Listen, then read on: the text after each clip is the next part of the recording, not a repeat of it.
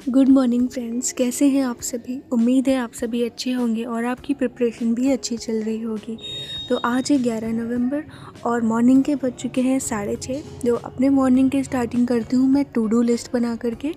To do list बनाने से ये होता है आपका जो डेली का जो टारगेट है वो किस सीक्वेंस में करना है, किस सब्जेक्ट को पहले प्रायोरिटी देनी है, वो सब क्लियर हो जाता है और आपके माइंड में रहता है कि हाँ मुझे इस तरीके से अपने पूरे दिन को ऐसे ऐसे पढ़ना है।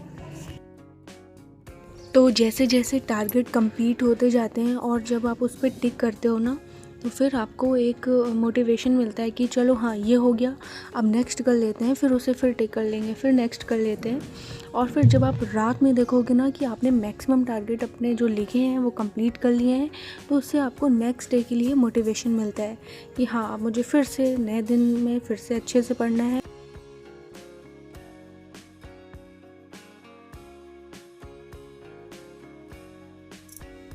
तो मॉर्निंग में मोस्टली मेरा यही रूटीन होता है कि मैं ऐसे सब्जेक्ट उठाऊं जो लर्निंग वाले हों, जैसे कि जीएस या फिर वोकैब या फिर इंग्लिश, क्योंकि मॉर्निंग में मुझे लर्न बहुत अच्छे से होता है। तो अभी मैं जीएस में हिस्ट्री पढ़ रही हूँ। हिस्ट्री में भी मैं एंशिएंट हिस्ट्री पढ़ रही हूँ और उसका मैं इंडस वैली सिविलाइजेशन पर हूँ। तो इसको कंप्लीट करने में मुझे 3 दिन लगे। एक दिन मैंने सर की क्लास की एक दिन में, और आज मैं इसको रिवाइज़ करूँगी, जो पीडीएफ है नोट्स हैं, और कल भी इसको रिवाइज़ करूँगी। तो ऐसे करके 3 दिन में मेरा कंप्लीट हो जाएगा। इसके साथ ही अब मैं आगे जो पहले पढ़ा था उसको रिवाइज़ करूँगी, जैसे कि स्टोन एज और स्टैटिक जीके भी। तो मेरा यही रूटीन होता है कि मैं जो नया पढ़ रही हूँ वो तो पढ़ूँ ही, साथ में जो मैंने पढ़ रखा है उसको रिवाइज़ करूँ।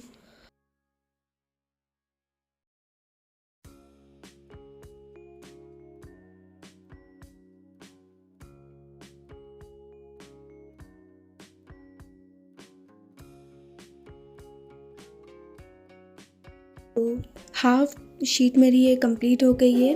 अब यहाँ से डोमेस्टिक आर्किटेक्चर रेसिडेंशियल बिल्डिंग यहाँ से अब मैं कल पढ़ूँगी और इस वाली पीडीएफ को कंप्लीट कर लूँगी। तो उसके बाद मम्मी मेरा ब्रेकफास्ट लेकर के आ जाती हैं। अब मैं रिवाइज़ करूँगी, साथ में ब्रेकफास्ट भी कर लूँगी। तो आज रिवीजन में मैं स्टैटिक जीके का म्यूज़िकल इंस्ट्रूमेंट, इसको आज का मेरा टारगेट है रिवाइज़ करना, क्योंकि ये मुझे पहले से ही लर्न है। हाँ, तो मुझे इसको रिवाइज़ करने में बहुत कम टाइम लगेगा, तो इसको रिवाइज़ कर लेते हैं।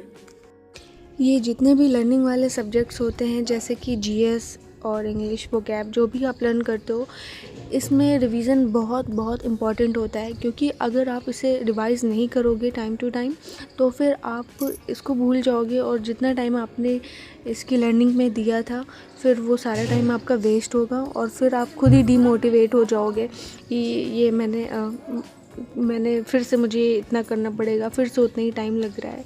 तो रिवीज़न बहुत इम्पॉर्टेंट है। आप दिन में आधे घंटे या 1 घंटे रिवीज़न के लिए ज़रूर निकालिए। रिवाइज़ करने पर भी ये होता है कि जैसे जैसे आप रिवाइज़ करोगे वैसे वैसे आपको उसी पीडीएफ को, उसी टॉपिक को रिवाइज़ करने में कम टाइम लगता जाएगा। रिवीजन करते टाइम ये याद रखिए कि जैसे आपने जो चीज़ पढ़ लिया है उसको आप रिकॉल करने की कोशिश कीजिए।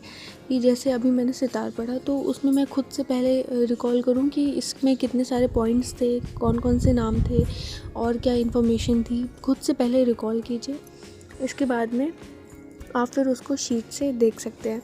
और इसके साथ ही रिवीजन का एक और बेस्ट मेथड होता है कि आप प्रीवियस ईयर क्वेश्चंस लगाएं। तो जब आप क्वेश्चंस की प्रैक्टिस करते हैं तो आपका रिवीजन और अच्छे से हो जाता है। तो आज मैंने स्टैटिक जीके का एक टॉपिक अच्छे से रिवाइज़ कर लिया और एंशिएंट हिस्ट्री का मैंने पूरी पीडीएफ नहीं पढ़ी, जो रिमेनिंग है वो कल कंप्लीट हो जाएगी। तो इतना पूरा करने में मुझे अब अप्रॉक्स 2 घंटे लगे।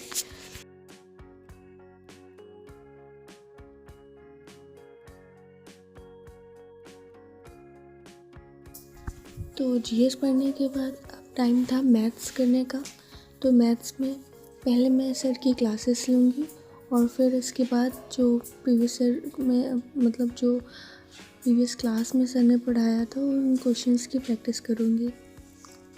तो वैसे तो आज का मेरा टारगेट है 3 क्लासेस करने का, और देखते हैं कि अभी मैंने कितनी क्लासेस की। मैथ्स के लिए मैंने गगन प्रताप सर का पेड बैच लिया था, तो मैं मैथ्स इन्हीं से कर रही हूँ। अभी मैं अर्थमेटिक पे हूँ और ये वाला टॉपिक कंप्लीट होने के बाद मैं ज्योमेट्री जो कि एडवांस मैथ्स का है उसको स्टार्ट कर दूँगी, क्योंकि उसका वेटेज भी बहुत रहता है और उसमें क्लासेस भी बहुत ज़्यादा है। अगर आप रेगुलर ज्योमेट्री करते हो तो आपको 1 मंथ लग जाएगा ज्योमेट्री कंप्लीट करने में। अगर आप रोज़ सर की 2 क्लासेस भी लेते हो तो इतना करने के बाद अब मैं ज्योमेट्री स्टार्ट कर दूँ।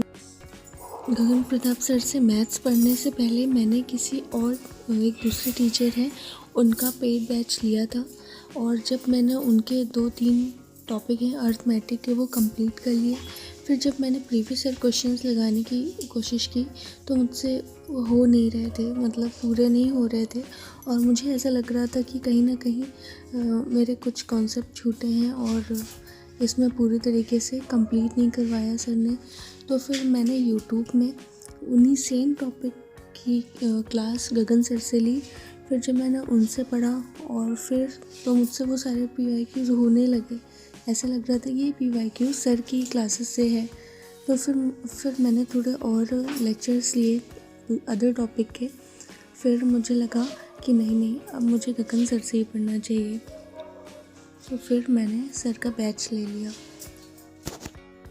अगर आपको भी बैच परचेज़ करना है आगे आने वाले एग्ज़ाम्स के लिए, तो ऐसे ही सिर्फ टीचर्स का नाम सुन कर के आप कोई भी बैच मत परचेज़ करना।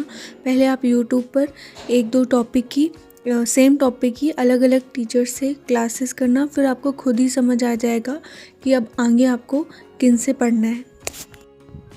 तो यहाँ पर सर ने एक टाइप पढ़ाया और उसका केवल एक ही क्वेश्चन करवाया, क्योंकि वो बहुत ही इजी था। तो सर का ये रहता है ना कि जो टाइप एग्ज़ाम में बहुत आता है और जिसके क्वेश्चंस भी अच्छे होते हैं, तो उस टाइप के सर ज़्यादा क्वेश्चंस करवा देते हैं, 9-10 भी करवा देते हैं।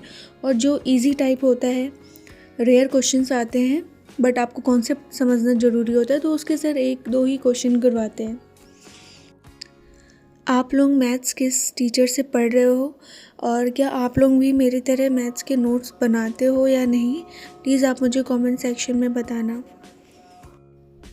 तो इसी के साथ मैंने अपनी क्लास 5 कंप्लीट कर ली। अब मैं सेकंड लेक्चर कर लूँगी। तो आज वैसे तो मेरा टारगेट था मैथ्स के 3 क्लासेस करने का, बट 3 क्लासेस तो नहीं हो पाई। अभी मैंने 2 क्लासेस ही की हैं, तो एक काम करती हूँ, 2 क्लासेस करने के बाद जो आगे का है मेरा इंग्लिश और वोकैब, इसको देखती हूँ। अगर ये हो जाता है तो फिर जो अगर टाइम बचेगा उसमें मैं अपनी 3rd क्लास भी कर लूँगी। एक साथ ही अगर मैथ्स को इतना टाइम दे दिया तो फिर इंग्लिश के लिए टाइम नहीं मिलेगा। बट मेरा ये है कि अब मुझे एक दिन में हर सब्जेक्ट को, अभी मैंने रीजनिंग नहीं स्टार्ट किया है, तो बाकी जो सब्जेक्ट्स पढ़ रही हूँ सबको मैं टाइम दूँ। ऐसा ना हो कि सिर्फ मैथ्स में ही मेरा पूरा दिन निकल जाए या फिर GS में, सबको ही टाइम दूँ। तो मैथ्स करने के बाद अब मैंने रेस्ट लिया। इसके बाद मैंने बच्चों को ट्यूशन पढ़ाया। मैं 9th-10th क्लास के बच्चों को पढ़ाती हूँ मैथ्स इंग्लिश। इसके बाद अब मैंने इंग्लिश स्टार्ट कर दिया।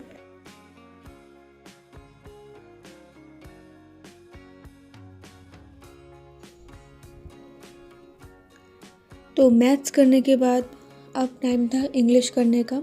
इंग्लिश में अभी मैं इंग्लिश में नीतू मैम से पढ़ रही हूँ, और अभी मैं प्रीपोजिशन पर हूँ। ये इम्पॉर्टेंट टॉपिक है ग्रामर का, और इसमें क्लासेस भी बहुत ज़्यादा हैं, मतलब कि 9-10 क्लासेस होंगी प्रीपोजिशन की। तो मैम ने बोला कि ये टॉपिक बड़ा है तो उसमें टाइम भी ज़्यादा लगेगा, इम्पॉर्टेंट भी है, तो इसलिए इसमें क्लासेस भी इतनी ज़्यादा हैं। तो देखती हूँ कि मेरा प्रीपोजिशन कितने दिन में कंप्लीट हो पाता है। क्लास करने के साथ ही साथ मैं बीच में, मैं इसके नोट्स इसलिए नहीं बना रही हूँ क्योंकि ये जो बुक है वो नोट्स फॉर्म में ही है, इसका नाम ही है क्लास नोट्स।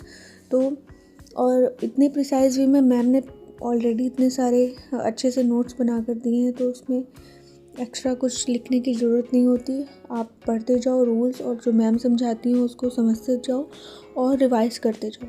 तो बस इतने से ही इंग्लिश आपकी अच्छे से हो जाएगी। साथ ही आप प्रैक्टिस के लिए बुक खरीद सकते हो, जैसे मैंने प्रैक्टिस के लिए मिरर ऑफ कॉमन एरर खरीदी है। और अगर आप मैम का बैच लोगे तो उसमें मैम कॉमन एरर्स और जो fill in the blank, sentence improvement, ये सारे जैसे जैसे मैम अपना एक टॉपिक कंप्लीट करवाती हैं वैसे ही उसकी PDF भी प्रोवाइड कर देती हैं। अगर आप बैच लोगे तो वहाँ से भी प्रैक्टिस कर सकते हो। अदरवाइज़ आप बुक परचेज़ कर लो और अपने साथ में ही किरण की या किसी की भी प्रीवियस ईयर क्वेश्चन की बुक भी रखो, तो प्रैक्टिस भी हो जाएगी, ग्रामर्स के रूल्स भी रिवाइज होते रहेंगे और क्लासेस भी करते जाओगे। इंग्लिश पढ़ने के बाद मुझ में ज़्यादा एनर्जी बची नहीं है, बट अभी मुझे वोकैब भी कंप्लीट करना है। और मैंने नोटिस किया कि बिस्तर पर ऐसे बैठ के पढ़ने पे थोड़ा और ज़्यादा भी लेज़ी सा फील होता है, तो अब मैं इसको बैठ करके पढ़ लेती हूँ टेबल चेयर पे। इंग्लिश में मैंने OWS कंप्लीट कर लिए हैं, अब मैं इडियम एंड फ्रेसेस कर रही हूँ। होप इस मंथ के एंड में ये भी हो जाएगा कंप्लीट। अभी मैं पहले इसको रिवाइज़ करूँगी, फिर आगे का पढ़ूँगी। तो आज के लिए बस इतना ही, मिलते हैं नेक्स्ट वीडियो में। Thank you.